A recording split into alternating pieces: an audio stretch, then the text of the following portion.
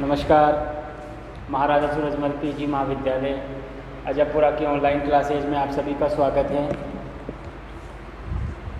आज भी third year विश्व के इतिहास में हमारा जो टॉपिक चल रहा था औद्योगिक क्रांति, इसी टॉपिक को जारी रखते हुए आज हम औद्योगिक क्रांति के स्वरूप या औद्योगिक क्रांति की वैज्ञानिक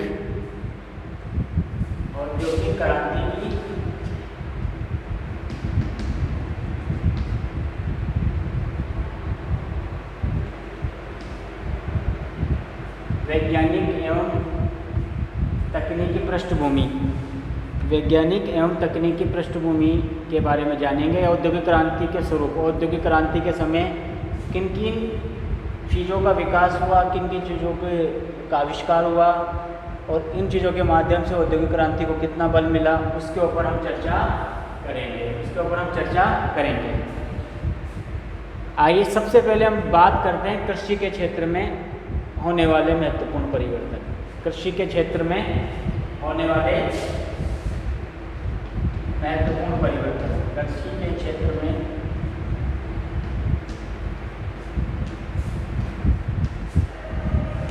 परिवर्तन।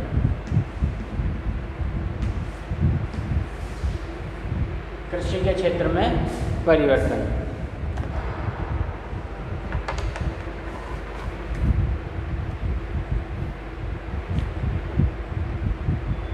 औद्योगिक क्रांति के परिणाम स्वरूप कृषि के क्षेत्र में महत्वपूर्ण परिवर्तन निकले, जिसके परिणाम स्वरूप औद्योगिक क्रांति की नींव काफ़ी मजबूत हुई।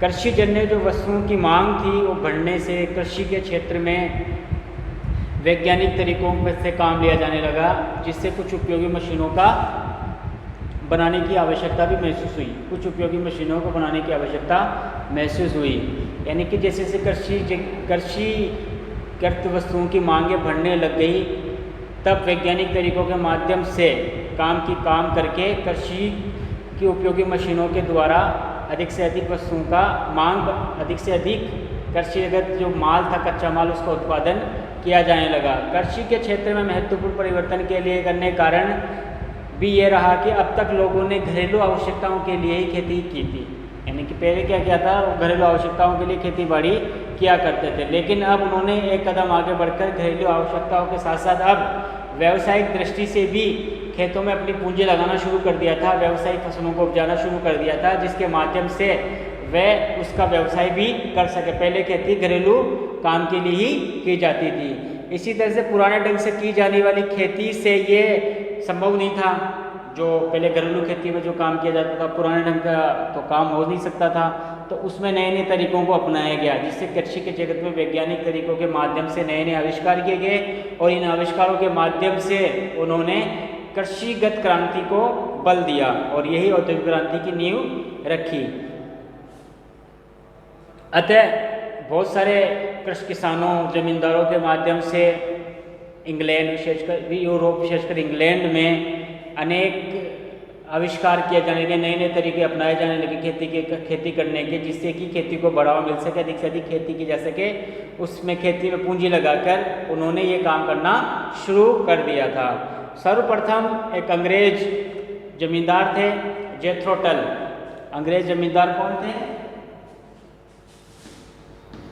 जेथरो टल। 1674 से 1740 इनका जीवन काल रहा है।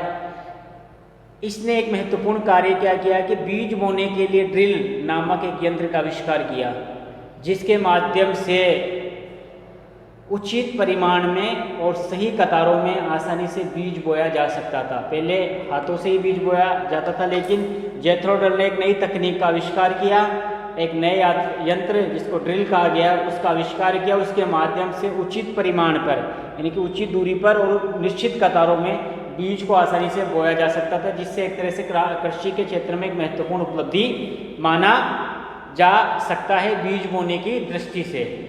जो जेथरो टल का भी एक अपना योगदान है। इसी तरह से एक इंग्लैंड के एक प्रसिद्ध जमींदार टाउनशेड, इंग्लैंड के एक प्रसिद्ध जमींदार हुए टाउनशेड, उन्होंने क्या किया कि किसानों को ये फार्मूला दिया कि फसलों को आप बदल बदल कर बोओगे तो आपकी फसल भी अच्छी होगी और इससे अधिक उपजाऊ भूमि अधिक उपजाऊ होगी। तो जेथरो टाउनशेड की इस योजना के माध्यम से किसानों ने जब फसलों को बदल बदल के बोना शुरू किया तो इससे किसानों को अच्छी उपज हुई और उसको उत्पादन में भी बढ़ोतरी हुई। तो इससे बताया जाता है कि किसानों की पैदावार लगभग दुगनी हो गई। टाउनशेड की जो कृषिगत योजना थी जिसने बताया था कि अब फसलों को आप क्या करोगे, बदल बदल कर बोओगे। ये इंग्लैंड के प्रसिद्ध जमींदार हुए जिन्होंने ये काम किया। इससे कृषि के क्षेत्र में एक महत्वपूर्ण क्रांति आई। इसी तरह से इंग्लैंड के एक धनी किसान थे आर्थर यंग। आर्थर यंग एक धनी किसान हुए। टाउनशेड, इसी तरह से आर्थर यंग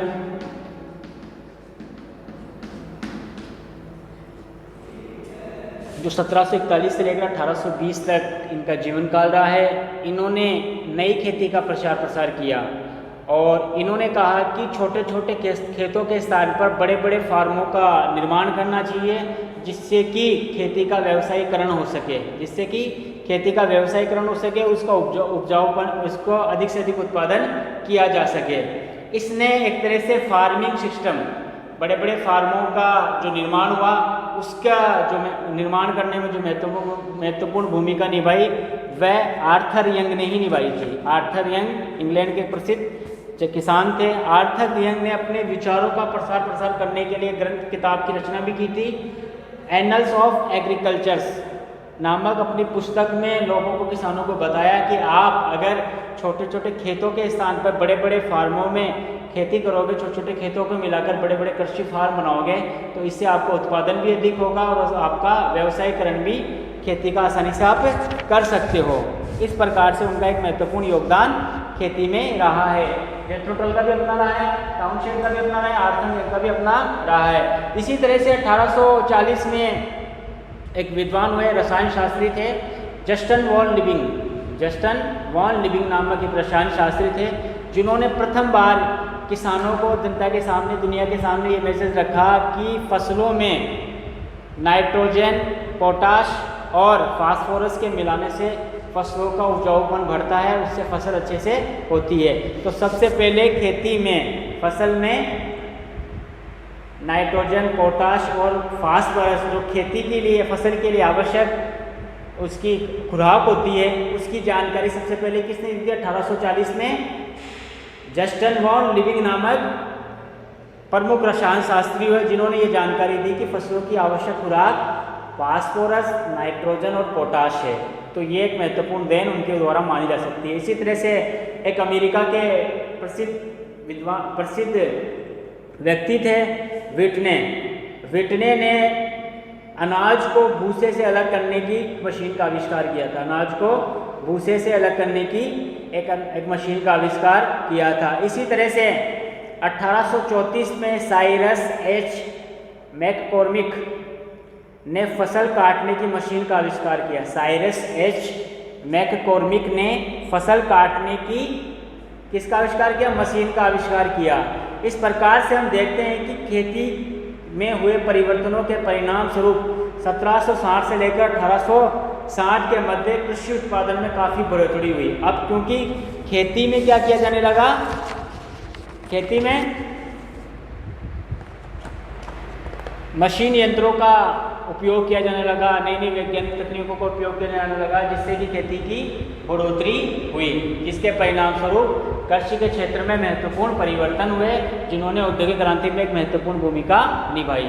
आगे हम बात करते हैं वस्त्र उद्योग।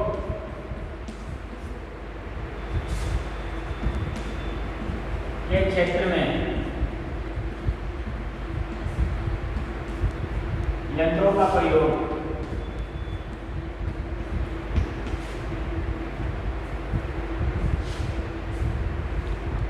औद्योगिक क्रांति की शुरुआत मुख्यतः वस्त्र उद्योग से हुई थी। औद्योगिक क्रांति की शुरुआत मुख्यतः किससे हुई थी? वस्त्र उद्योग से हुई थी। 18वीं सदी के मध्य तक यूरोप में, 18वीं सदी के मध्य तक पहले यूरोप में केवल सूत काटने के केवल दो ही साधन थे, तकली और चरखा। इनके माध्यम से ही सूत काटा जाता था 18वीं सदी के मध्य तक। परंतु 18वीं सदी के उत्तरार्ध में कुछ ऐसे आविष्कार हुए जिसके परिणाम स्वरूप वस्त्र उद्योग में एक तरह से क्रांति हुई, जिसने औद्योगिक क्रांति की नींव रखी। 1733 की हम बात कर लेते हैं। 1733 में एक बड़े प्रसिद्ध विद्वान हुए जॉन के। जॉन के ने, जो बुनकर थे, उन्होंने फ्लाइंग शटल का आविष्कार किया, जिससे कपड़े बुनने की गति में तेजी आई। जॉन के ने 1733 में एक मशीन का आविष्कार किया था,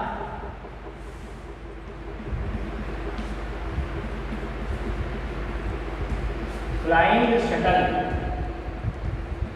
इसने किया था इसका आविष्कार? जॉन के ने। इसके माध्यम से कपड़ा बुनने की गति में तेजी आई।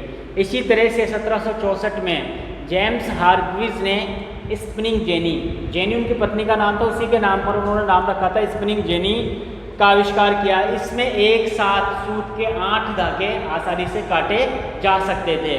जेम्स हार्ग्रीव्स ने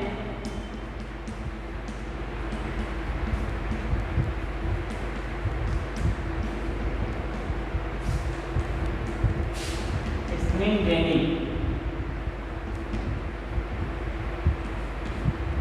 नामक एक सूत काटने की मशीन का आविष्कार किया, जिसमें एक साथ लगभग 8 सूत आसानी से काटे जा सकते थे। 1769 में रिचर्ड आर्कराइट नामक एक प्रसिद्ध विद्वान हुए, जिसने स्पिनिंग जेनी में कुछ सुधार करते हुए जल शक्ति से चलने वाला वाटर फ्रेम नामक सूत काटने का एक यंत्र बनाया। ये सबसे पहली सूत काटने की मशीन थी, जिसको हाथ से ना चलाया जाकर जल शक्ति के माध्यम से चलाया जाता था। और कुछ विद्वानों ने का यह मानना है कि औद्योगिक क्रांति की शुरुआत वस्तुतः 1769 में ही हुई थी। 1769 में जेम्स आर्कराइट, जेम्स आर्कराइट ने एक नया यंत्र का आविष्कार किया था, वाटर फ्रेम, जो स्पिनिंग जेनी का ही एक तरह से सुधरा हुआ रूप था। इसमें जल शक्ति का प्रयोग इन्होंने किया। इसके माध्यम से अब जो पहले हाथ से सूत काटा जाता था, उसका स्थान मशीन ने ले लिया और जल शक्ति के माध्यम से बड़ी तेज गति से सूत काटा जाने लग गया। इसलिए बहुत सारे विद्वानों का मानना है कि औद्योगिक क्रांति की शुरुआत वस्तुतः 1769 में जेम्स आर्कराइट के आविष्कार के माध्यम से हुई। इतिहासकार फिशर ने का भी मानना है कि आर्कराइट के आविष्कार ने ही महान सूती वस्त्र उद्योग की नींव रखी और कारखाना व्यवस्था को जन्म दिया। चूँकि सूत वस्त्र का मशीन के माध्यम से बनाया जाने लगा, तो इससे कारखाना पद्धति फैक्ट्री सिस्टम का निर्माण भी हुआ। अब बड़ी बड़ी फैक्ट्रियों में इसी मशीन के माध्यम से सूत काटा जाने लगा, उससे कपड़ा बनने लग गया। इसी तरह 1779 में एक और प्रसिद्ध आविष्कारक हुए, सैमुअल क्रॉम्पटन ने स्पिनिंग जेनी और वाटर फ्रेम दोनों को मिलाकर एक ऐसी मशीन बनाई, जिसको उन्होंने म्यूल नाम दिया। म्यूल होता है खच्चर को, म्यूल नाम दिया। इससे बारीक सूत को आसानी से काटा जाने लगा और सूत काटने की गति में भी वृद्धि हुई। 1779 सैमुअल क्रॉम्पटन इसका आविष्कार किया, म्यूल का। दोनों को मिलाकर उसने म्यूल नामक एक नया यंत्र बनाया, जिससे कि सूत काटने की गति में तेजी से वृद्धि हुई और इससे बारीक सूत को आसानी से काटा जाने लग गया। इसी तरह से 1785 की बात करें तो एडम आर्कराइट ने शक्ति चालित करके यानी कि पावर लूम का आविष्कार किया। इससे जल शक्ति व बाष्प शक्ति दोनों से चलाया जा सकता था। इस मशीन से बढ़िया किस्म का कपड़ा इतना सस्ता उपलब्ध होने लग गया, जिससे पहले कभी नहीं उपलब्ध हुआ था। 1785 में कौन थे विद्वान? Adam Arkwright. 1785 में एडम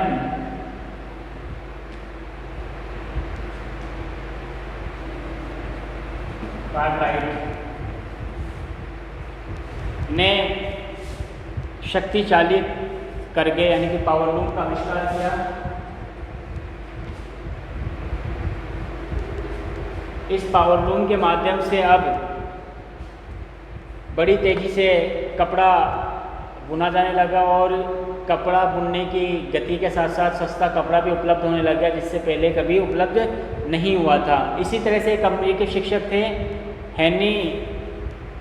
हेली विटने, उसने कपास को ओटने की एक मशीन बनाई जिसको कॉटन जीन का नाम दिया गया। 1793 में उन्होंने ये मशीन बनाई थी, कपास ओटने की मशीन का आविष्कार किया था, जिसको उन्होंने कॉटन जीन का नाम दिया था। कौन सा नाम दिया था? कॉटन जीन का नाम उनके द्वारा दिया गया था। इसी तरह से 1825 में बात करें तो रिचर्ड रॉबर्ट्स ने पहली स्वचालित बुनाई मशीन का आविष्कार किया।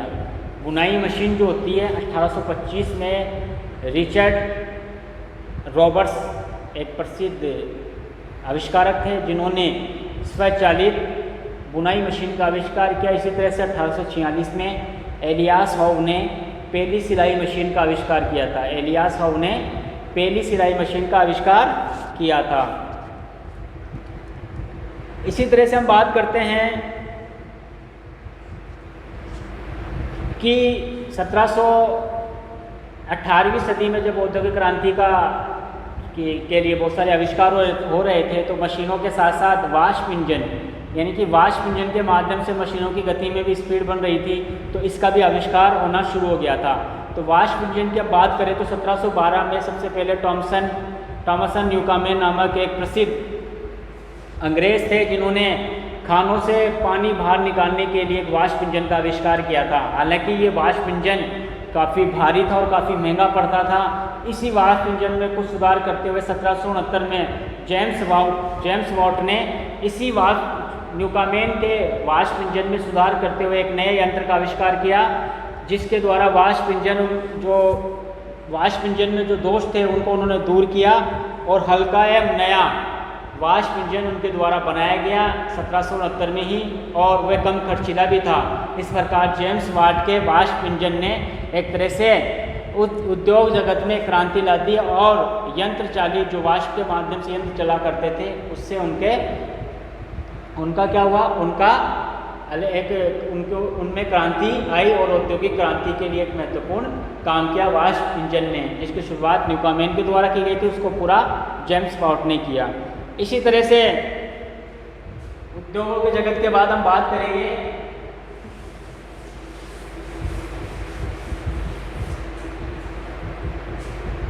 लोहा उद्योग में नई तकनीक का प्रयोग। लोहा उद्योग में नई तकनीक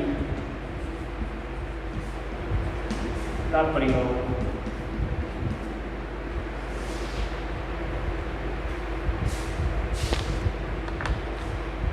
पहले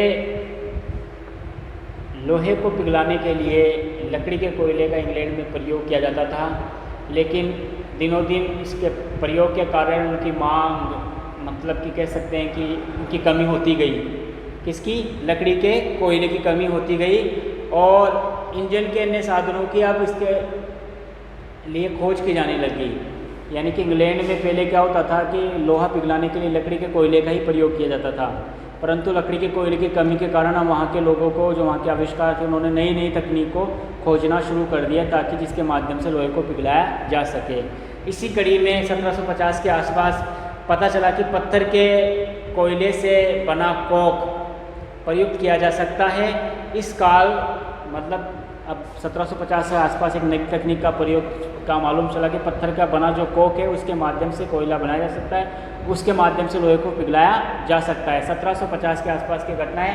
इसमें जिनका सबसे बड़ा महत्वपूर्ण योगदान रहा उसमें हम बात करेंगे अब्राहम डर्बी तथा जॉन रोबक जैसे विद्वानों का, जिन्होंने ये बताया कि पत्थर के कोयले से बना कोक के माध्यम से हम लोहे को आसानी से पिघला सकते हैं और वह काफ़ी अच्छा भी रहता है लकड़ी के कोयले के मुकाबले।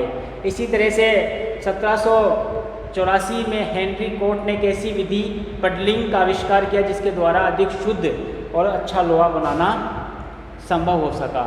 यानी कि पहले जो लोहा निकाला जाता था उसमें कई तरह के साथ में उनके पदार्थ भी मिले होते थे तो बिल्कुल साफ़ नहीं होता था, लेकिन 1784 में हेनरी कोट ने कैसी विधि पडलिंग का आविष्कार किया जिससे कि अच्छा स्वच्छ लोहा और अधिक शुद्ध लोहा आसानी से मिल सकता था। लोहे को शुद्ध करके उसमें पहले कार्बन, मैंगनीज तथा अन्य पदार्थों को मिलाकर इस्पात तैयार किया जाता था और 1856 से पूर्व इस्पात बनाने की कोई विधि भी उनके पास नहीं थी। यानी कि लोहे में कार्बन, मैंगनीज और अन्य कुछ पदार्थों को मिलाकर इस्पात तैयार किया जाता था। 1856 से पूर्व इस्पात बनाने की विधि काफ़ी महंगी हुआ करती थी। एक अंग्रेज विद्वान हुए, अंग्रेज आविष्कारक हुए, वैज्ञानिक हुए, हेनरी बेसेमर। हेनरी बेसेमर ने एक ऐसी विधि का आविष्कार किया जिसको उन्होंने हेनरी प्रक्रिया या बेसेमर प्रक्रिया का नाम दिया, जिसके माध्यम से अब ढलवा लोहे से ही सीधा क्या इस्पात बनाया जा सकता था। ये क्रांतिकारी आविष्कार था जिसके माध्यम से ढलवा लोहे से अब सीधा इस्पात बनाया जाने लगा था बेसेमर प्रक्रिया के द्वारा। इस प्रकार से हम कह सकते हैं कि लोहे के क्षेत्र में विभिन्न आविष्कार हुआ। लोहे से इस्पात का जो निर्माण हुआ उसने बड़े बड़े यंत्रों को, मशीनों को बनाने का महत्वपूर्ण भूमिका निभाई और लोहे उद्योग में जो नई नई तकनीकों का प्रयोग हुआ उसके माध्यम से औद्योगिक क्रांति की नींव को काफ़ी उन्होंने मजबूत किया। इसी तरह से हम देखते हैं सड़क एवं नहर निर्माण। सड़क एवं नहर निर्माण।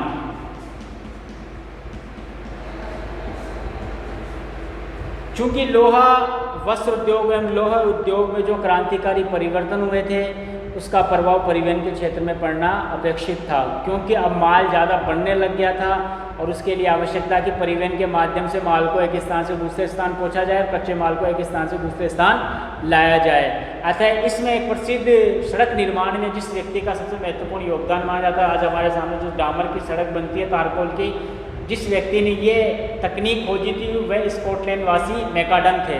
मैकाडम जो कि 1756 से 1836 उनका जीवन काल रहा है।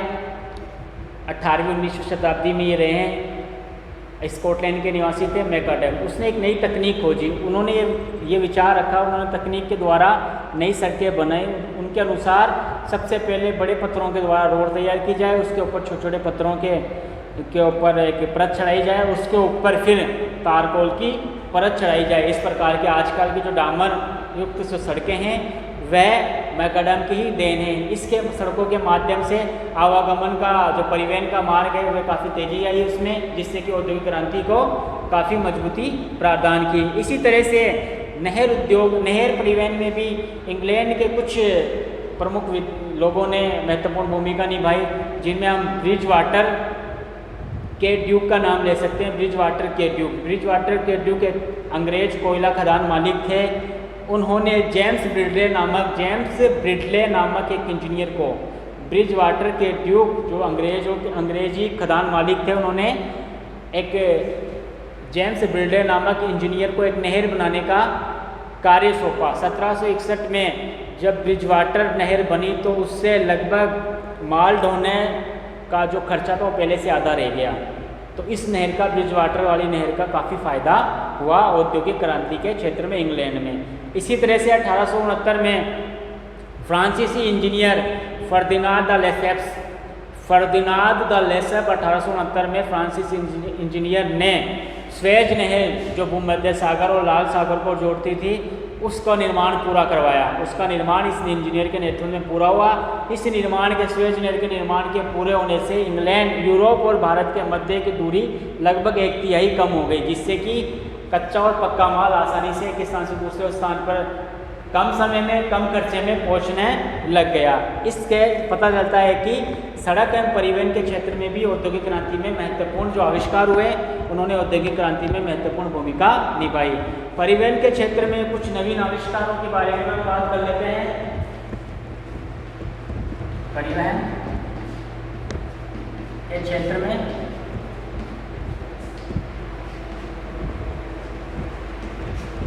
कुछ नवीन आविष्कार। औद्योगिक क्रांति के परिणाम स्वरूप परिवहन के क्षेत्र में बहुत सारे नवीन आविष्कार हुए, जिसके परिणाम स्वरूप औद्योगिक क्रांति को काफ़ी बल मिला। एक अमेरिकी विद्वान थे, वैज्ञानिक थे, रॉबर्ट फुल्टन ने 1807 में प्रथम वाष्प चालित नौका का आविष्कार किया।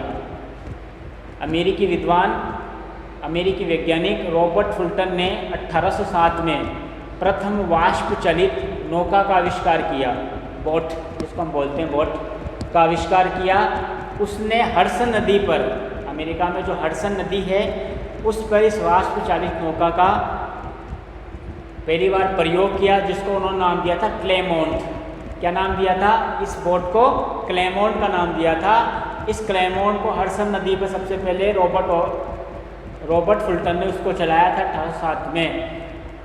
तब लोगों ने इस नए आविष्कार को, जो हडसन नदी पर दौड़ा था, वाष्प चालित था, काफ़ी तेज गति से दौड़ा था, तब लोगों ने उसको शैतान का औजार, क्लेमोंट को किसकी संज्ञा दी थी? शैतान के औजार की संज्ञा दी थी। किसके औजार की संज्ञा दी थी? शैतान के औजार की संज्ञा दी थी रॉबर्ट क्लेमोंट। रॉबर्ट फुल्टन के जो आविष्कार था नौका का, क्लेमोंट का, उसको किसकी संज्ञा दी थी? शैतान के औजार को। काफ़ी तेज गति से हडसन नदी पर दौड़ा तो लोग एक तरह से आश्चर्यचकित हो गए कि इतनी तेज गति से भी कोई जहाज, नाव दौड़ सकती है। तब इसको इन्होंने शैतान के औजार की संज्ञा दी थी।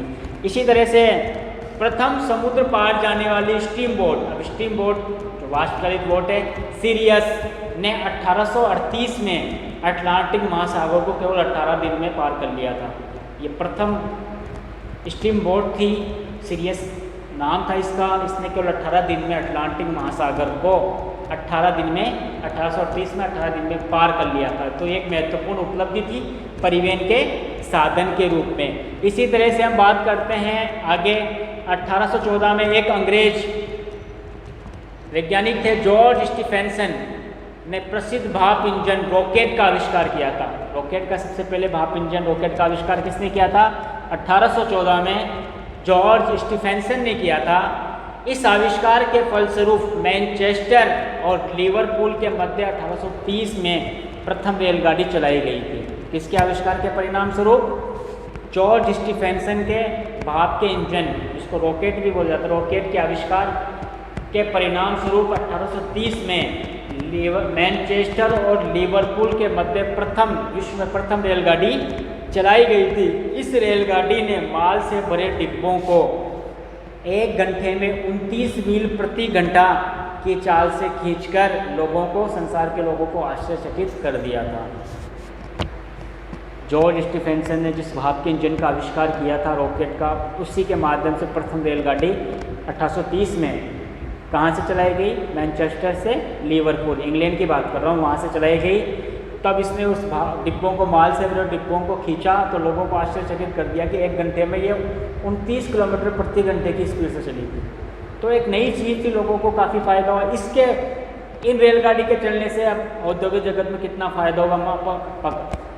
तैयार माल एक स्थान से दूसरे स्थान पर पहुंचाने में आसानी हुई, कच्चे माल को एक स्थान से दूसरे स्थान पर पहुंचाने में आसानी हुई।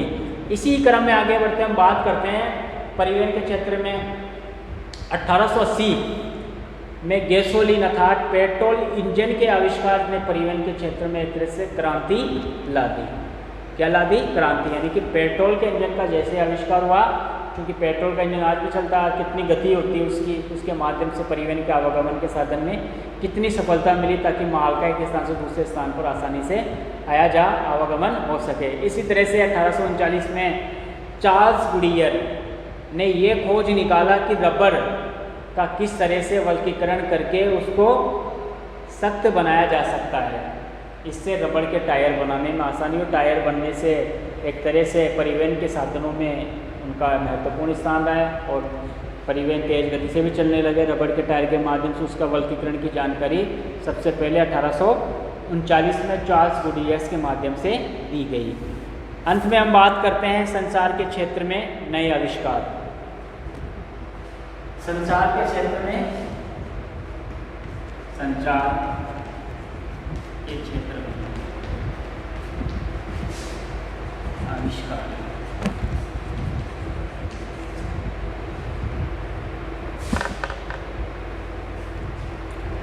संचार के क्षेत्र में भी नए नए आविष्कार 18वीं 19वीं शताब्दी में हुए, जिसके परिणाम स्वरूप औद्योगिक क्रांति को बहुत मजबूती प्रदान हुई। इनके माध्यम से एक स्थान से दूसरे स्थान पर अब संचार के द्वारा एक तरह से माध्यम बन चुका था लोगों की बातचीत करने का, लोगों के पास पत्राचार पहुंचने का। ये पहले नहीं हुआ करता था, इतना आसान नहीं था, काफ़ी समय लगता था, लेकिन कम समय में ये काम होने लग गया था। एक अंग्रेज़ थे रोलैंड हिल, अंधे थे, दिखाई नहीं देता था, लेकिन उन्होंने एक महत्वपूर्ण काम किया जो काफ़ी महत्वपूर्ण माना जाता है संचार के क्षेत्र में। 1840 की बात है।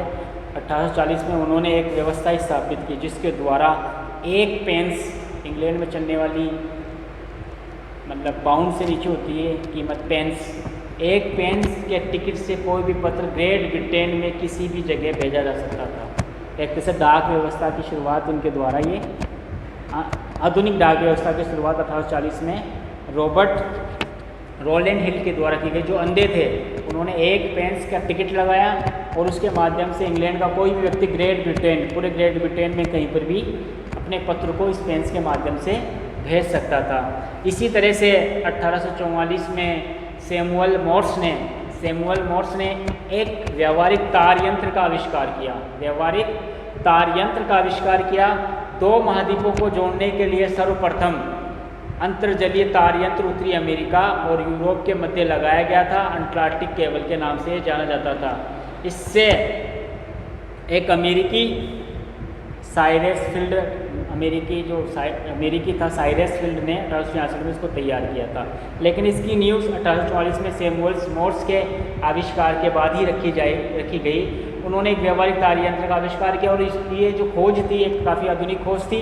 इसी के माध्यम से 1866 तक आते आते अमेरिकी जो साइरस फील्ड था, उन्होंने अटलांटिक महासागर से और उत्तरी अमेरिका और यूरोप के मध्य एक तार लाइन बिछाई, जिसके माध्यम से संचार व्यवस्था का महत्वपूर्ण कार्य हुआ। आजकल जो इंटरनेट वगैरह भी चलते हैं, ये भी समुद्री मार्ग से तारों के द्वारा ही हमारे द्वारा संचार होता है, ना कि ये उपग्रह की सहायता से होता है। बहुत लोग समझते हैं कि उपग्रह के माध्यम से इंटरनेट आदि चलता है, ऐसा नहीं है।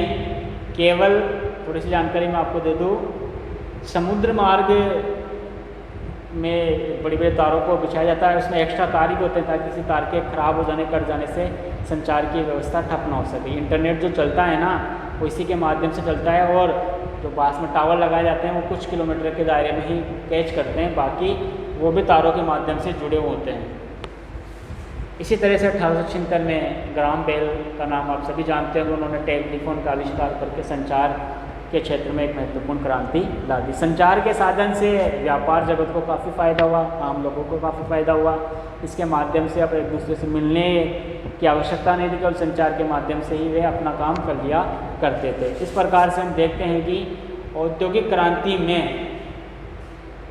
वैज्ञानिक तकनीकी पृष्ठभूमि, या हम बोल सकते हैं औद्योगिक क्रांति का स्वरूप कृषि के क्षेत्र में हो या वस्त्र उद्योग के क्षेत्र में हो, लोहा उद्योग में नई तकनीकों का प्रयोग हो, सड़क एवं परिवहन निर्माण हो, परिवहन के क्षेत्र में कुछ नवीन आविष्कार हो, संचार के क्षेत्र में, इन सभी के माध्यम से औद्योगिक क्रांति को बहुत सुदृढ़ता मजबूती प्रदान हुई। और इन आविष्कारों के माध्यम से ही यूरोप में, विशेषकर इंग्लैंड में औद्योगिक क्रांति की शुरुआत हुई और इसने पूरी जगत को, पूरी दुनिया को काफ़ी प्रभावित किया। अगली क्लास में हम औद्योगिक क्रांति के जो परिणाम है, प्रभाव है, उसके ऊपर हम चर्चा करेंगे। आज के लिए इतना ही, धन्यवाद।